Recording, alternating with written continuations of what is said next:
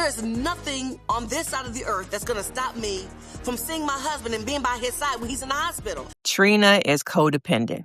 I'm just straight up saying.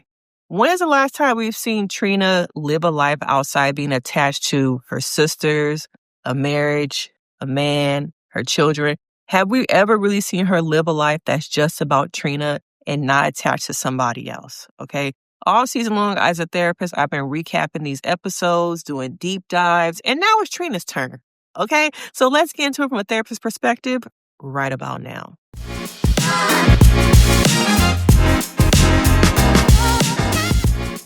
How many of you guys recognize that you might be codependent? Are you someone who has been anxiously attached, who has been able to overcome being, codependent? Or do you find yourself still attaching yourself to a person, place, or thing and not knowing who you really are? So many people are experiencing and living with codependency. Codependency is a pattern when someone's sense of self comes from another person. Taking care of others, keeping the peace. Maybe you're the lost one. Maybe you're the mascot. Maybe you're the eldest child where you have to take on so many different responsibilities. But in my series discussing the Braxtons, I want to help you guys learn and see that some of the people you see on TV often reflect ourselves.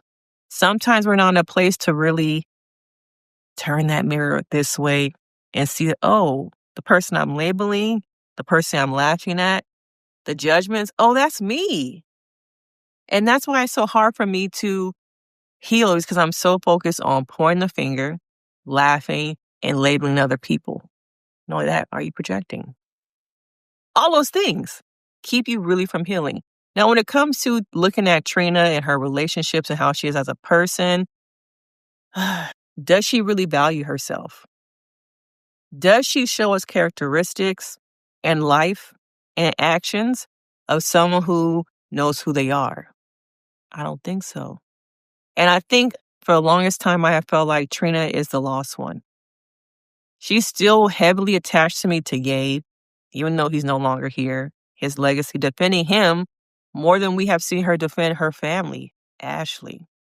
But it's easier sometimes to focus on things outside of myself than to look at me. And I think Trina is a representation of always having to do something for someone else, cater to someone else's need to feel value.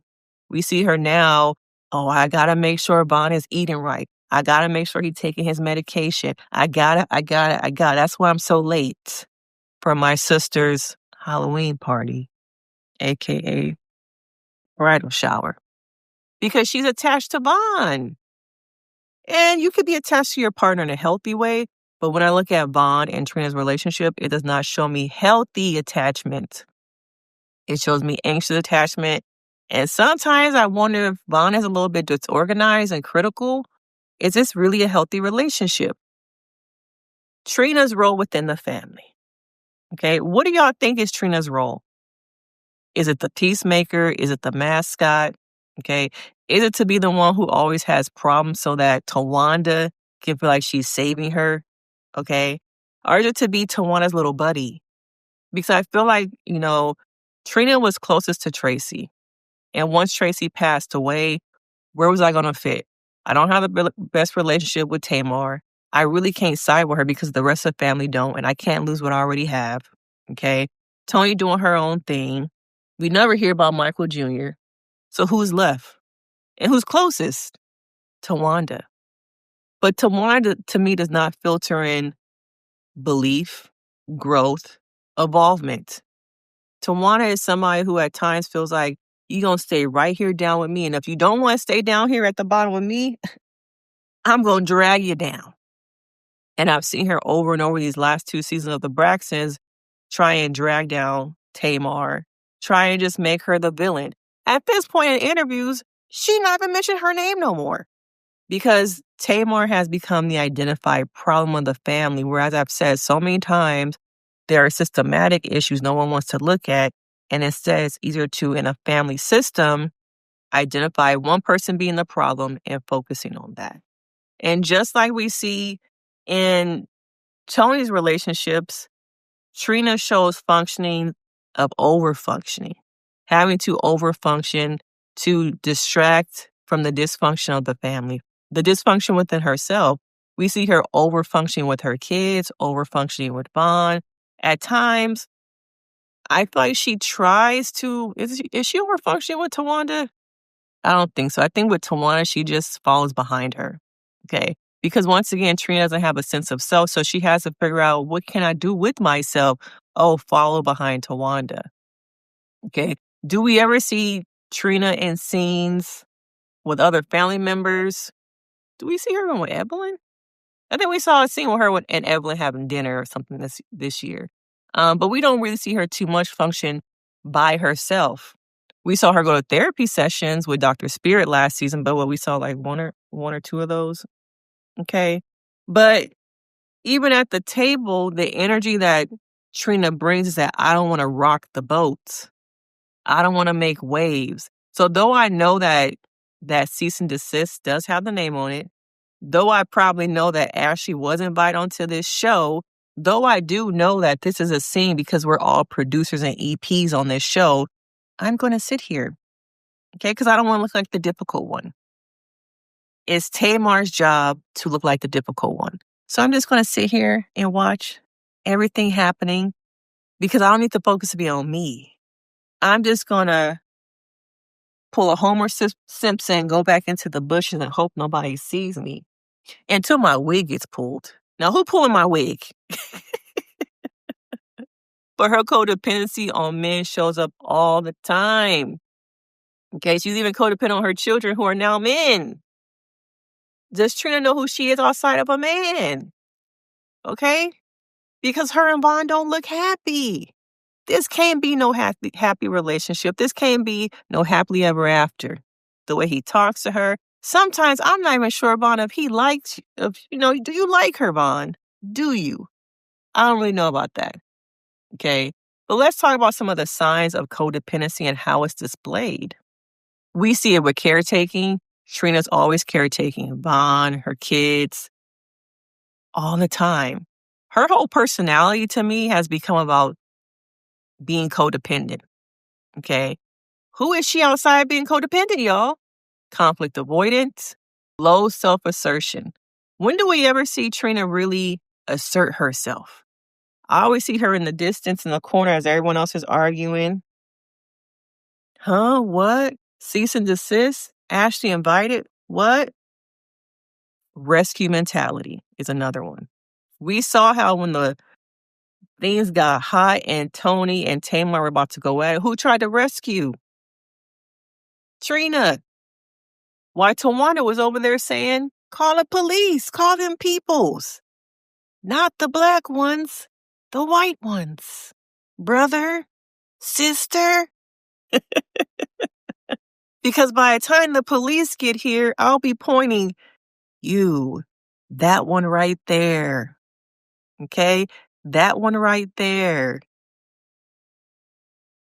When does it get to the point where her sister's like, call the police?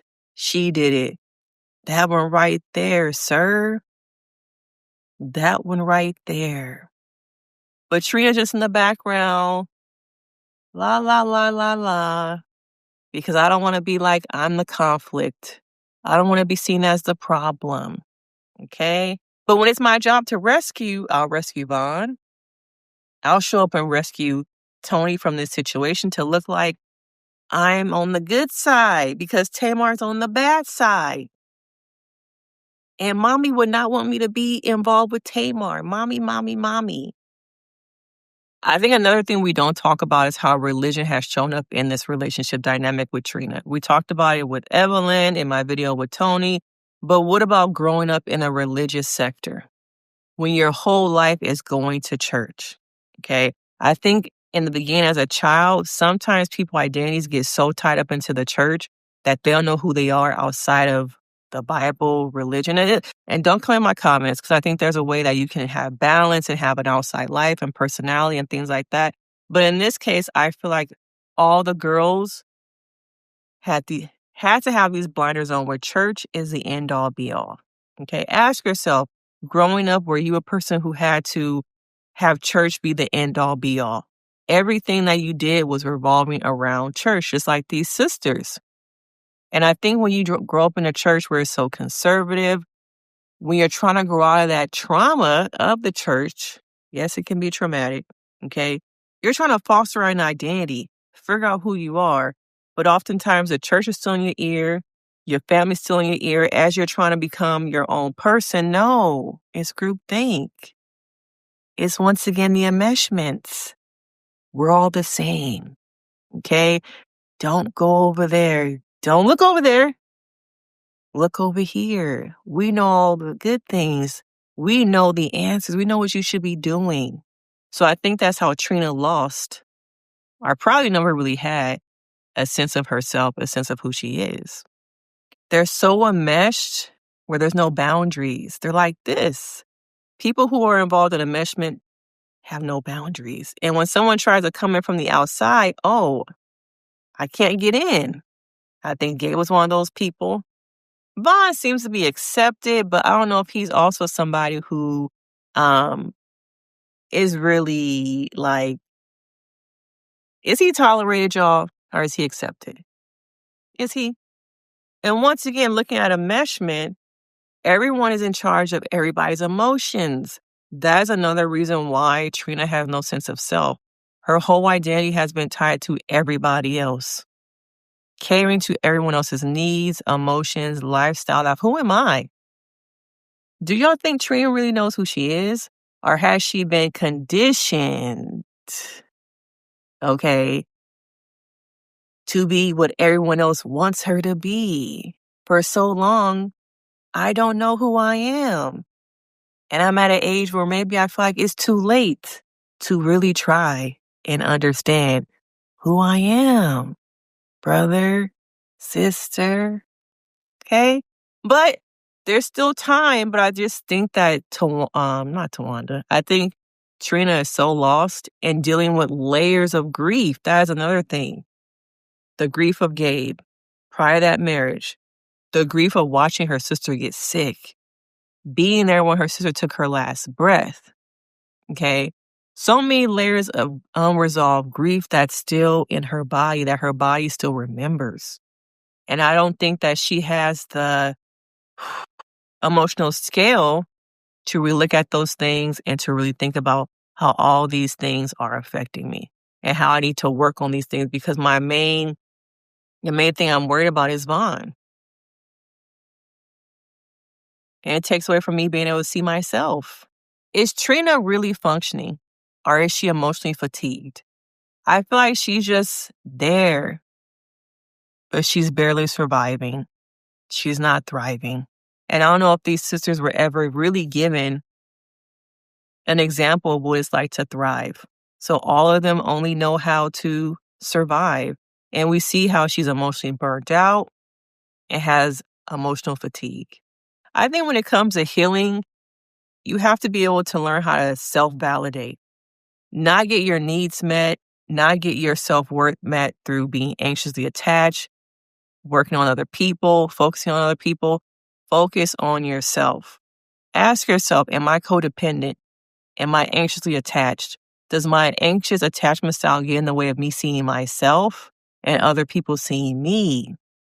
I think Trina being the peacekeeper is really focused on not taking accountability. You can learn that. You can be in a healthy relationship with yourself. You have to love yourself more than the love you are searching for out there. And until you really recognize and realize it's okay to show up as me, I can unlearn that conditioning. I know my self-worth, and my life shows that I know that through actions, through lifestyles. You'll continue to be a Trina. Okay? I don't know if there's room for Trina or any of these other siblings in this household to really be individuals. And we have seen that over and over again, that there's no room because we're enmeshed. There's no boundaries. And everyone is in charge of everyone else's emotions. We saw that at that table, right? That table scene was a true representation of the enmeshment, how we're all in charge of one another's feelings, except Tamar. Leave her over there, okay? Leave her over there. But throughout this series, I don't know your thoughts. What do you guys think of these, different lays? Still needing to work on my Michael Sr. video. You don't need to keep the peace in your family to be loved or be seen. All right? But make sure you hit that like, you subscribe, you do all the do to support this channel. Join the membership. It's only $1. I'm Denise Brady, a licensed marriage and family therapist who loves pop culture and mental health.